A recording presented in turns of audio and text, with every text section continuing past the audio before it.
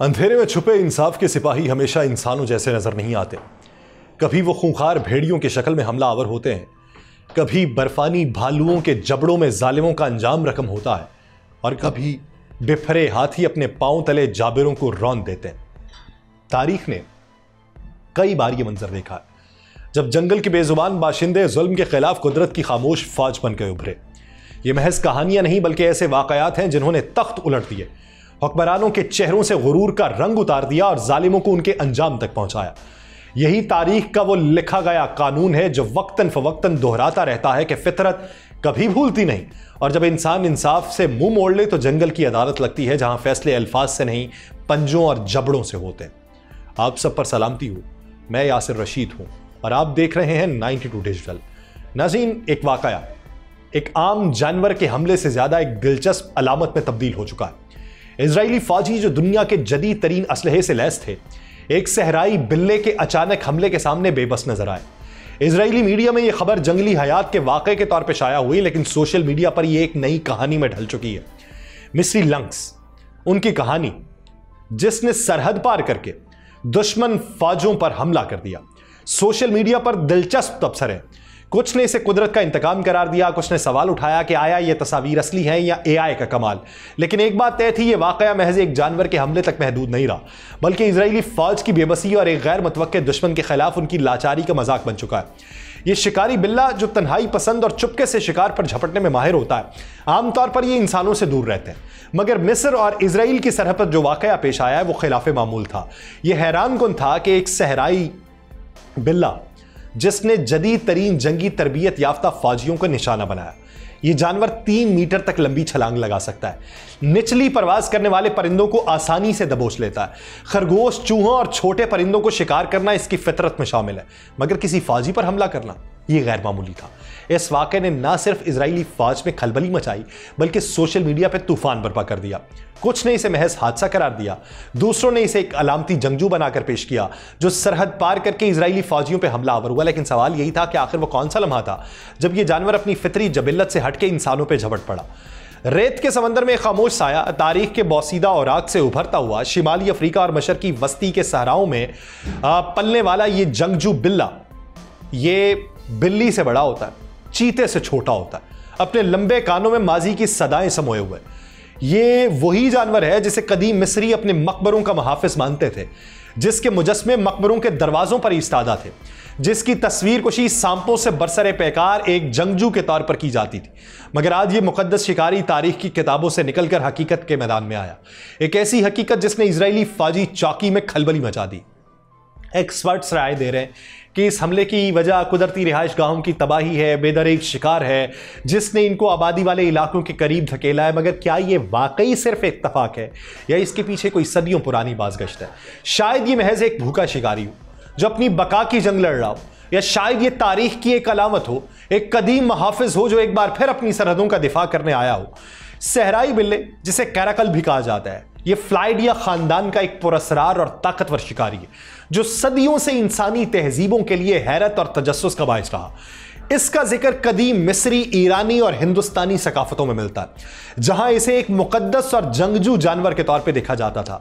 इसके लंबे नौकीले कान, जिनके सरों पर स्याह बालों की झालर होती है, इसे ना सिर्फ एक मुनफरिद ज़ाहिरी शक्ल अता करते हैं बल्कि शिकारी के तौर पे इसकी सलाहियतों में भी इजाफा करते हैं, क्योंकि ये हसास कान मामूली से मामूली आवाज को भी सुनने की सलाहियत रखते हैं। कदीम मिस्र में इनको एक मुकद्दस जानवर के तौर पे तस्वुर किया जाता था और इनकी शबीहें मकबरों, मंदिरों और दीगर मजहबी मकामात पे पाई जाती थी। मिस्रियों के मुताबिक ये जानवर अंधेरों में दुश्मनों को देख सकता है, उनसे जंग करता है। कदीम हायराग्लिफिक नक्काशियों में से इसे एक मुहाफिज और जंगजू के तौर पर पेश किया गया जो अपनी चमकती आंखों से अंधेरे में देखकर सांपों और दीगर खतरनाक मखलूकात का सामना करता है। बाज़ मुअर्रिखीन के मुताबिक ये मुमकिन है कि इस मिस्री बिल्ले को या सहराई बिल्ले को अपने घरों और माबद में इसी तरह रखते हों जैसे आज बिल्लियों को पाला जाता है, ताकि ये चूहों और दीगर छोटे जानवरों को दूर रखे। फारसी सकाफत में भी इसको शिकारी और वफादारी की अलामत समझा जाता है। बाज़ तारीखी हवालों में यह जिक्र मिलता है कि कदीम ईरानी बादशाह और उमरा इसे शिकार के दौरान अपने साथ रखते थे, क्योंकि यह निहायत तेज और चाबुक दस्त होता था और हिरन, खरगोश या परिंदों को पकड़ने में महारत रखता था। उसी तरह हिंदुस्तानी सकाफत में इसका जिक्र पाया जाता है, खासतौर पर मुगल दौर में जब इसे शाही शिकार के लिए इस्तेमाल किया जाता था। बाज़ मुगल हुक्मरानों के पास ऐसे बिल्ले मौजूद होते थे जिन्हें खुसूसी तौर पर तरबियत दी जाती थी ताकि वो शिकार में मदद दे सके। ये जानवर अफ्रीका, मशरक़ वस्ता, वस्ती एशिया और बर्रे सगीर के कुछ इलाकों में पाया जाता है, खासतौर पर रेगिस्तानी घास के मैदानों में और झाड़ीदार इलाकों में। इसकी गैर मामूली छलांग लगाने की सलाहियत इसे एक ज़बरदस्त शिकारी बनाती है। ये एक बालग बिल्ला बासानी 3 से 4 मीटर तक ऊंची छलांग लगा सकता है। निचली परवास करने वाले परिंदों को फजा में ही पकड़ने की महारत अता करती है इसको। इसके पंजे और दांत निहायत मजबूत होते हैं जो इसे हिरन, खरगोश, चूहे और दीगर छोटे शिकार को काबू करने में मदद देते हैं। अगरचे ये आमतौर पर तन्हाई पसंद होते हैं और इंसानों से दूर रहने को तरजीह देते हैं, लेकिन रिहाइश गाहों की तबाही और माहौलियाती तब्दीली की वजह से इसे कभी कभार इंसानी आबादियों के करीब आते देखा गया। यह आमतौर पर रात के वक्त सरगर्म होता है, लेकिन अगर खुराक की किल्लत हो या खतरा महसूस हो तो दिन के वक्त भी शिकार कर सकता है। और तारीख में ऐसे वाकयात शाज़ो नाज़री देखने में आए हैं कि जब इन्होंने इंसानों पर हमला किया हो, क्योंकि आमतौर पर यह इंसानों से खौफ खाता है और उन्हें देखकर छुपने को तरजीह देता है। एक्सपर्ट्स के मुताबिक हालिया हमले के पीछे कई वजूहात हो सकती हैं। अब कहा जाता है कि इसको रेबीज जैसा वायरस भी हो सकता है। खुराक तलाश करने आया था, हमला कर दिया। कदीम मिस्री इसे एक जंगजू मुहाफिज समझते थे और आज भी कुछ लोगों ने इस वाक़े को गैर मामूली अलामत के तौर पर देखा, जिसमें एक जानवर ने इंसानों के खिलाफ हमला करके उन्हें हैरान किया। यह वाक़या सोशल मीडिया पर वायरल हुआ और कई लोगों ने इसे इजरायली जारहीत के खिलाफ एक कुदरती रद्द-ए-अमल करार दिया। यह अपनी बका की जंग लड़ने वाला एक हैरत अंगेज जानवर है जो सदियों से मुख्तलिफ तहजीबों में अहमियत रखता है। यह फितरत का एक खामोश शिकारी है जो आमतौर पर नज़रों से ओझल रहता है। लेकिन तारीख में कई ऐसे हैरानकुन वाक़यात दर्ज है जब जालिम हुक्मरानों, जाबिरों और हमलावर फौजों को जंगली जानवरों का सामना करना पड़ा था और उनके सामने वो बेबस दिखाई दिए। वो महज इत्तफाकी हमले नहीं थे, बल्कि कई मौक़ों पर उन वाक़यात को मजलूमों की आह, फितरत के इंतकाम या इलाही अज़ाब इलाही के तौर पर देखा गया। रूमी सल्तनत में ग्लैडिएटर खेलों के दौरान सैकड़ों गुलामों और कैदियों को शेरों, चीतों और रीछों के आगे डाल दिया करते थे कि रूमी अशराफिया उनके बहीमाना अंजाम से लुत्फ अंदोज हो सके। मगर एक मरतबा तारीख ने पलटा खाया था। एक मशहूर वाक़े के मुताबिक एक दिन जब हज़ारों लोगों को लूजियम में जमा किया गया, वहां लाए गए शेरों ने इंसानी शिकार पर हमला करने से इनकार कर दिया। अचानक जंगली तौर पर वो तमाशाइयों की तरफ लपके। वो शेरों के रहमो करम थे। भगदड़ में कई अफराद हलाक हुए।